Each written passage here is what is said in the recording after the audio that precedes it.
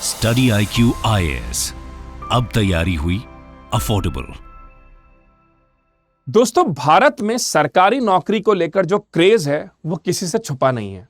लोग दिन रात मेहनत करते हैं इस उम्मीद के साथ कि उन्हें एक अच्छी सरकारी नौकरी मिले। उसके पीछे का अगर उद्देश्य मैं आपको बताऊं तो सबसे बड़ा उद्देश्य होता है देश की सेवा करना और उसके साथ साथ में कहीं ना कहीं अपने लिविंग स्टैंडर्ड को इंप्रूव करना। क्योंकि सरकारी नौकरी में एक तो आपको जॉब सिक्योरिटी ज्यादा होती है और दूसरा कहीं ना कहीं यहां पर आपको जो इंसेंटिव्स मिलते हैं वो कंपैरेटिवली बहुत बेहतर होते हैं। तो अगर यहां पर हम पे की बात करें तो भारत में पे कमीशन जो होता है वो सरकारी कर्मचारियों की जो सैलरीज होती हैं उसको डिसाइड करता है। आखिरी जो हमारा पे कमीशन था वो 7th पे कमीशन था, जो 2014 में नियुक्त हुआ और 2016 में उसने अपनी रिकमेंडेशंस दी और 2016 से 7th पे कमीशन जो था वो लागू हो गया। यानी कि अब 10 साल बाद अब बात ये चल रही है कि 8वां वेतन आयोग कब बनेगा या 8th पे कमीशन कब लगेगा। बहुत सारे सरकारी कर्मचारी इस उम्मीद से बैठे हैं कि 8th पे कमीशन लगते ही उनकी सैलरीज बढ़ेगी। लेकिन यहां पर एक चौंकाने वाला स्टेटमेंट दिया गया है और वो चौंकाने वाला स्टेटमेंट यह है कि 8वें पे कमीशन को अभी होल्ड पे रखा गया है, यानी उस पर अभी कोई सच डिसीजन नहीं आया है। इवन यहां पर अब बात यह भी हो रही है कि गवर्नमेंट जो है परफॉर्मेंस के बेसिस पर अब वेज हाइक करेगी या सैलरी हाइक करेगी। तो बात करते हैं इसके ऊपर, पूरे मुद्दे के ऊपर आखिर ये मुद्दा है क्या। तो देखिए, अगर मैं आपको बताऊं कि परफॉर्मेंस बेस्ड सैलरी की अगर हम बात करें, why this performance based salary hike is important for the country like India, तो यह जानना बहुत जरूरी है। कई बार यह देखा गया है कि सरकारी नौकरी लगने के बाद में व्यक्ति बहुत कॉम्प्लेसेंट हो जाता है, मतलब एक लैकडाइसिकल एटीट्यूड उसका डेवलप हो जाता है कि ठीक है, अब तो सरकारी नौकरी लगी गई है, अब तो कौन ही मुझे हटाएगा, अब तो क्या ही मुझे काम करना है। लेकिन यहां पर सरकार ने कहा है कि भैया, चाहे सरकारी नौकरी लगी हो आपकी, चाहे आपकी प्राइवेट नौकरी लगी हो, अगर आप काम नौकरी कर रहे हैं और उसके लिए अगर आपको सैलरी मिल रही है, वेतन मिल रहा है, तो आपको काम करना पड़ेगा। और उसी काम को ध्यान में रखते हुए बात ये करी गई है, परफॉर्मेंस बेस्ड सैलरी अब सरकार प्लान कर सकती है। यानी कि 8वां वेतन आयोग जो है उसके लगने या नहीं लगने की इंफॉर्मेशन तो अभी नहीं आई है, लेकिन यह बात बोली जा रही है कि सरकार अब इस प्रपोजल पर भी सोच सकती है कि अगर आपका परफॉर्मेंस अच्छा होगा तो आपको जरूर इंक्रीमेंट मिलेगा, लेकिन अगर आपका परफॉर्मेंस एवरेज या बिलो एवरेज है तो सरकार आपके वेतन को बढ़ाने के ऊपर अब सोच सकती है। तो कहीं ना कहीं इससे क्या फायदे हो सकते हैं? देखिए, सबसे बड़ा फायदा तो इससे होगा कि उस एम्प्लॉय की प्रोडक्टिविटी को बूस्ट मिलेगा जो सच में काम कर रहा है, जो सच में देश की सेवा कर रहा है, जो सच में अपना काम पूरी निष्ठा और कर्तव्य को पूरा करते हुए कर रहा है।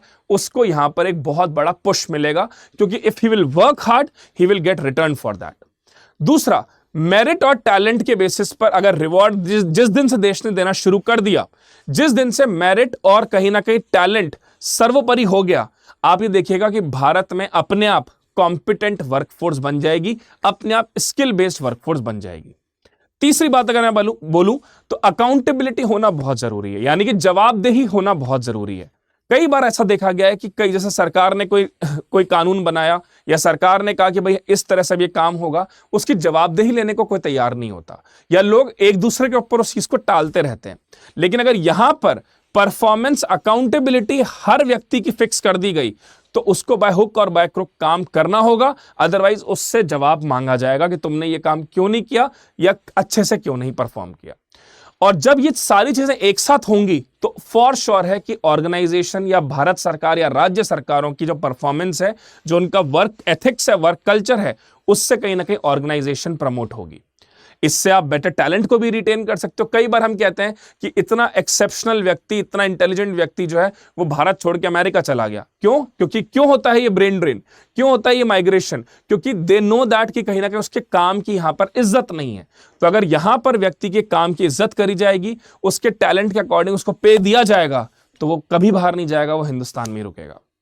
और जहां पर हम लगातार पब्लिक सेक्टर को कहीं ना कहीं क्रिटिसाइज करते हैं, कहीं ना कहीं बोलते हैं कि ये तो एक वो काम है, ये तो एक वो सेक्टर है जहां पर 10 दिन 20 दिन या बिना घूस खिलाए काम हो नहीं सकता, वहां पर भी अब चीजें बेहतर होंगी अगर ऊपर के 5 क्राइटेरियाज परफेक्ट तरीके से दिए गए तो बात इसके अलावा मैं अगर आपसे बताऊं तो क्यों अभी 8th पे कमीशन की बात नहीं चल रही है या क्यों यह डिसीजन होल्ड पर करा गया है? इसका सबसे बुरा हालत है, देश में इस समय फिस्कल डेफिसिट जो है वो बढ़ता हुआ दिख रहा है। फिस्कल डेफिसिट क्या है दोस्तों? सरकार के टोटल खर्चे माइनस सरकार की सारी इनकम, जब हम इनको दोनों को हटा देते हैं, total expenditure minus total receipt, that does not include the debt creating receipt. यानी कि अगर मैं आपको बताऊं, भारत सरकार और राज्य सरकारों की total expenditure minus total receipt, जितना पैसा उनको मिला है, excluding debt creating receipt, is called as fiscal deficit. तो भारत का फिस्कल डेफिसिट लगातार बढ़ रहा है, यानी कि एक प्रॉब्लमेटिक सिचुएशन है कि हमारे यहां पे इनफ्लो ऑफ मनी कम है और आउटफ्लो ऑफ मनी ज्यादा है। दूसरी जो इंपॉर्टेंट बात यह है कि सरकार ने जो यूनियन बजट में अपने फिस्कल डेफिसिट को 4.9% तक करने की बात कही है।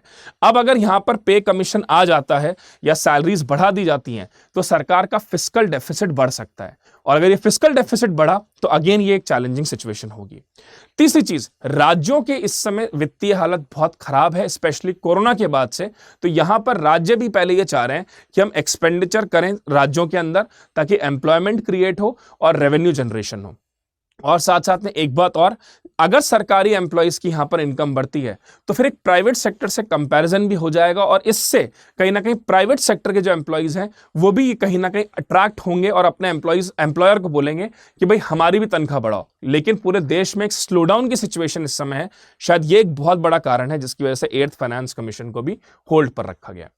अब आपका एक सवाल आएगा कि सर, अगर मान लीजिए हम आपसे कहें कि ऐसे कौन कौन से फैक्टर्स होते हैं जिसकी वजह से पेज बढ़ाई जाती है, तो देखिए, अगर मैं आपसे एक सिंपल सी बात, बहुत सिंपल तरीके से आपसे अगर मैं ये बात बोलूं कि ऐसे कौन से रीजन होते हैं जिसकी वजह से वेजेस को बढ़ाया जाए, तो आपके घर पे जैसे मान लीजिए कोई मेड आती है काम करने, या मान लीजिए आपके घर पे कोई कुक काम करने आता है, वो आपसे बोलता है कि भैया अब थोड़ा सा पैसा बढ़ा दीजिए, महंगाई बढ़ती जा रही है, घर का जो रेंट है वो बढ़ता जा रहा है, बच्चों की स्कूल फीस बढ़ती जा रही है, तो अब मैं आपसे उम्मीद करूंगा कि आप थोड़ी सी मेरी वेतन बढ़ाइए, मेरा वेज बढ़ाइए। सिमिलरली अगर अब मैं बात करूं गवर्नमेंट एम्प्लॉइज की, सेंट्रल एम्प्लॉइज की, स्टेट एम्प्लॉइज की, तो अगर वहां पे कॉस्ट ऑफ लिविंग बढ़ रहा है, यानी कि जहां वो रह रहे हैं वहां पे उनका स्टैंडर्ड ऑफ लिविंग बढ़ रहा है, कॉस्ट ऑफ लिविंग बढ़ रहा है, तो वो अपेक्षा करते हैं सरकार से कि उनके वेजेस को बढ़ाया जाए। अदरवाइज क्या होगा, अगर मान लीजिए कि उनकी वेजेस जो है या सैलरी जो है वो स्थिर हो गई, स्टेबल हो गई, लेकिन महंगाई लगातार बढ़ती जा रही है, तो उनकी फिर सेविंग्स कम हो जाएंगी, और अगर सेविंग्स उनकी कम होगी तो कहीं ना कहीं उनकी वो इन्वेस्टमेंट कम करेंगे, और उससे पूरी इकोनॉमी में एक स्लोडाउन आ सकता है। तो ये जो increase cost of living adjustment होता है, इसमें सरकार सबसे पहले डीए बढ़ाती है। डीए क्या होता है? डियरनेस अलाउंस, यानी कि जो आपके डे टू डे खर्चे हैं उनको मेट आउट करने के लिए सरकार डीए को बढ़ाती है। दूसरा, इकोनॉमिक कंडीशन देश की अच्छी होनी बहुत जरूरी है, यानी कि देश की जीडीपी ग्रोथ बढ़नी चाहिए, देश के एक्सपोर्ट्स बढ़ने चाहिए, देश के इंपोर्ट कम होने चाहिए, साथ साथ में सरकार की जो ओवरऑल फाइनेंशियल कंडीशन है that should be in a proper position, in a good position, so that they are able to do the expenditure.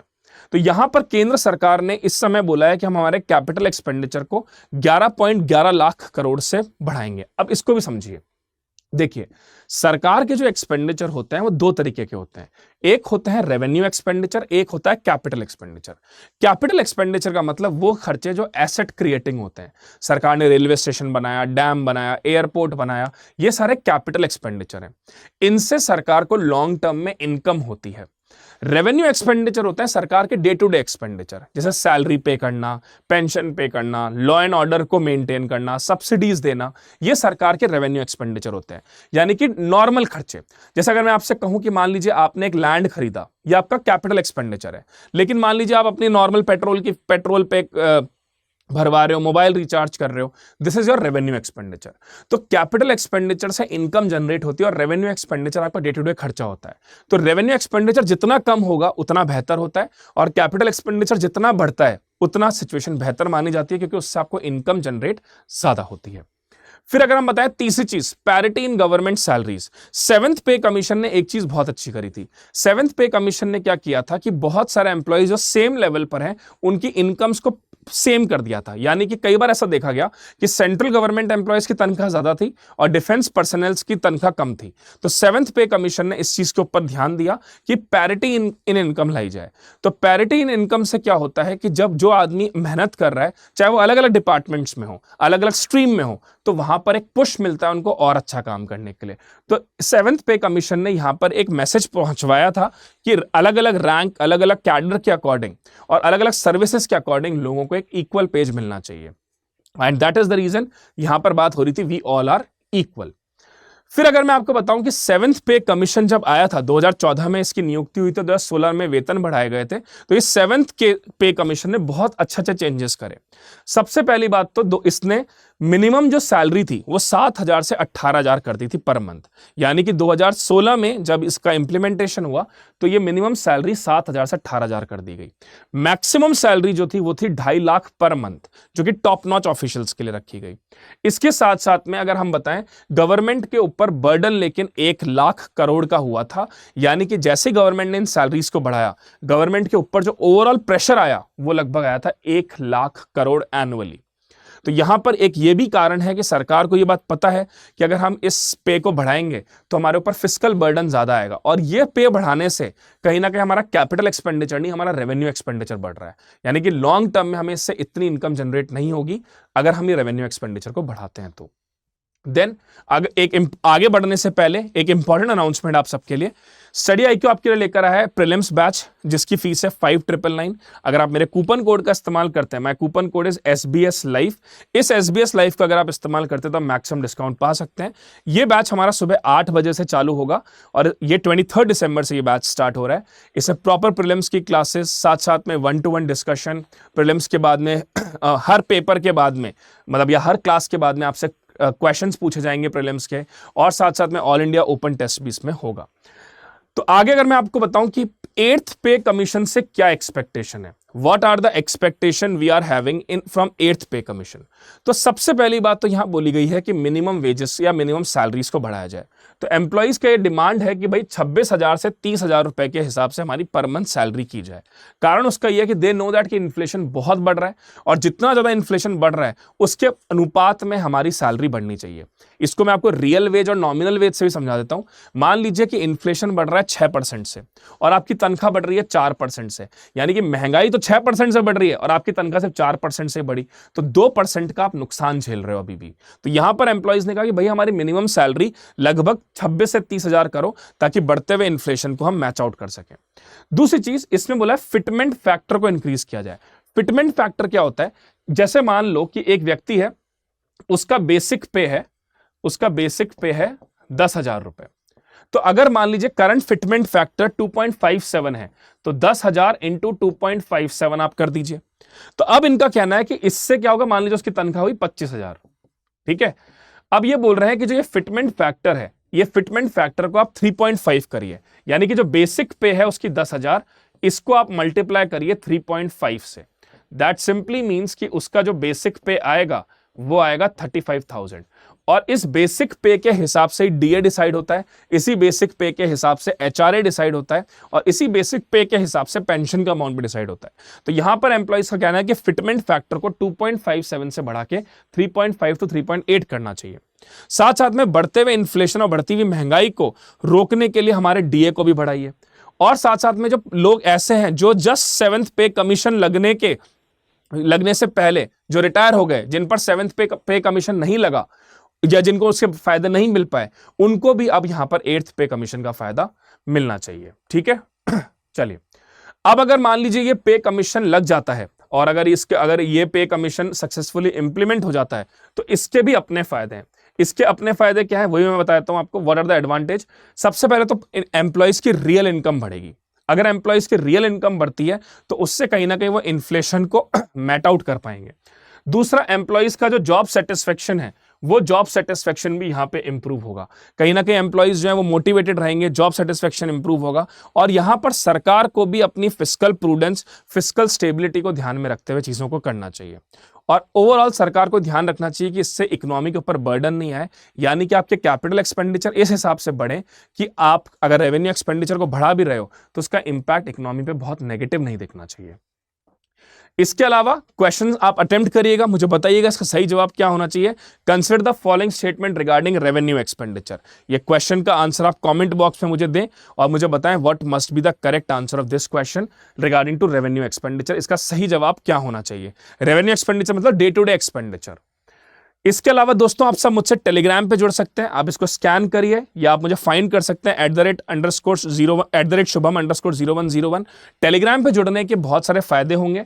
एक तो मैं इंपॉर्टेंट आर्टिकल्स टेलीग्राम में शेयर करता हूं, साथ साथ में मैं डेली 5 क्वेश्चंस के क्विज टेलीग्राम पे करवाता हूं, और उसके साथ साथ में कोई एडिटोरियल अगर आता है तो उसका एक चर्चा होती है, और मेंस के क्वेश्चंस भी मैं वहां पे डिस्कस करता हूं। तो आप मुझसे टेलीग्राम पे जरूर जुड़िए ताकि आप टेलीग्राम पे जुड़कर आगे और अपडेटेड इंफॉर्मेशन पा सकें। आप मुझसे इंस्टाग्राम पे भी जुड़ सकते हैं by scanning this particular ID, this scanner. Apart from that एक और चीज, हमारा P2I फाउंडेशन दिसंबर इवनिंग बैच जो है ये 27 दिसंबर शाम को 6 बजे से चालू हो रहा है। इसकी फीस 2026 का अटेम्प्ट अगर आप देना चाह रहे हैं तो फीस है 29,999, और अगर 2027 का अटेम्प्ट देना चाह रहे हैं तो इसकी फीस है 34,999। अगर आप मेरे कूपन कोड का इस्तेमाल करते हैं तो आप इसमें मैक्सिमम डिस्काउंट पा सकते हैं। साथ साथ में P2I लॉन्ग टर्म बैच भी हमारा स्टार्ट हो रहा है 27 दिसंबर शाम को 6 बजे से। ये उन बच्चों के लिए जो कॉलेज गोइंग है, फर्स्ट ईयर सेकंड ईयर में, और आराम से तैयारी करना चाहते हैं विद प्रिपरेशन। इसकी फीस 34,999 में, अगर आप मेरे कूपन कोड का इस्तेमाल करते हैं तो यहां पर भी आप मैक्सिमम डिस्काउंट पा सकते हैं। तो दोस्तों उम्मीद करता हूं आपको ये वीडियो अच्छा लगा होगा। मुझे आप एक चीज जरूर बताइए, इसमें क्या 8th पे कमीशन लगना चाहिए या फिर सरकार को परफॉर्मेंस के बेसिस पे इनकम को बढ़ाना चाहिए। मैं आपके जवाब का इंतजार करूंगा, और आप मुझसे टेलीग्राम पे जरूर जुड़िए ताकि आपको इकोनॉमी से जुड़े हुए अपडेट्स मिलते रहें। Thank you so much, that's all from my side. Study IQ IAS, अब तैयारी हुई अफोर्डेबल।